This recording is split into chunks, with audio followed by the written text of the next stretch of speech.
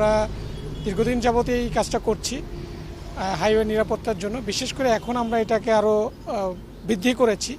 এর উদ্দেশ্য হচ্ছে যে আপনারা জানেন যে এবারের ঈদের ছুটিটা একটা লংগেস্ট একটা ছুটি, প্রায় 9 দিনের মতো ঈদের ছুটিতে মানুষজন নারীর টানে তাদের গ্রামের বাড়িতে দেশের বাড়িতে যাবে।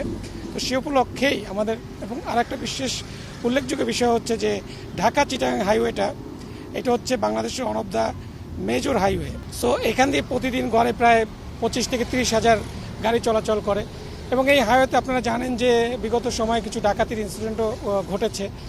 বিশেষ করে ফেব্রুয়ারি মাসে আমরা দেখেছি এই ঈদে জামা জুতো অ্যাকসেসরিজের ডিসকাউন্ট, বেশ কয়েকটা ডাকাতির ইনসিডেন্ট। তো সে উপলক্ষেই সাধারণ মানুষ যেন ঢাকা থেকে নির্বিঘ্নে নিরাপত্তার সহিত যেন তারা তাদের গ্রামের বাড়িতে যেতে পারে, ছুটি কাটাতে যেতে পারে, সে উপলক্ষেই আমাদের এই পেট্রোলিং চেকপোস্ট, আমরা গোয়েন্দা নজরদারিও বৃদ্ধি করেছি আমাদের হাইওয়ে কেন্দ্রিক।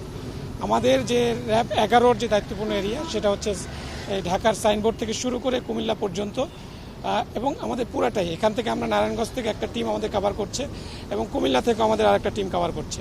তো পুরো রাস্তাটাই আমাদের পেট্রোলিংয়ের আওতায় রয়েছে। আমরা মাঝে মাঝে বিভিন্ন জায়গায় চেকপোস্ট এস্টাবলিশ করছি। তো চেকপোস্টের মাধ্যমে আমরা কোনো ব্যক্তি বা কোনো দুষ্কৃতিকারী যদি কোনো অসৎ উদ্দেশ্যে যদি কোনো কিছু করে থাকে সেটাও আমরা দেখছি।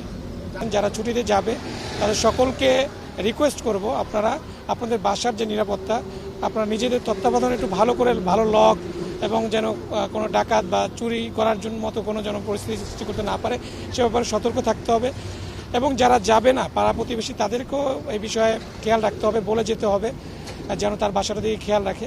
কারণ আইনশৃঙ্খলা বাহিনী প্রতিটা বাসায় ঘরে ঘরে গিয়ে এটা নিরাপত্তা প্রদান করা আইনশৃঙ্খলা বাহিনীর জন্য ইটস ভেরি ডিফিকাল্ট। বাট আমরা তারপরও আছি। আমরা আমাদের রাস্তাঘাটে বিভিন্ন জায়গায় যেসব জায়গায় এই অপরাধ প্রবণ এরিয়া সেসব এরিয়াতে আমাদের টহল কার্যক্রম এবং চেকপোস্ট এটা চলমান থাকবে এবং চলমান আছে।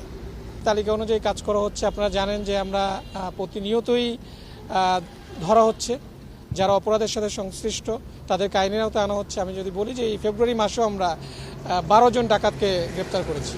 হাইওয়ে এবং বিভিন্ন যে বাসাবাড়িতে যে ডাকাতি করে এই র্যাব 11 কর্তৃক 12 জন ডাকাতকে গ্রেপ্তার করেছে। কিছু ছিনতাইকারীও আছে, চুরির সাথে রিলেটেড সেসব ব্যক্তিবর্গ আছে।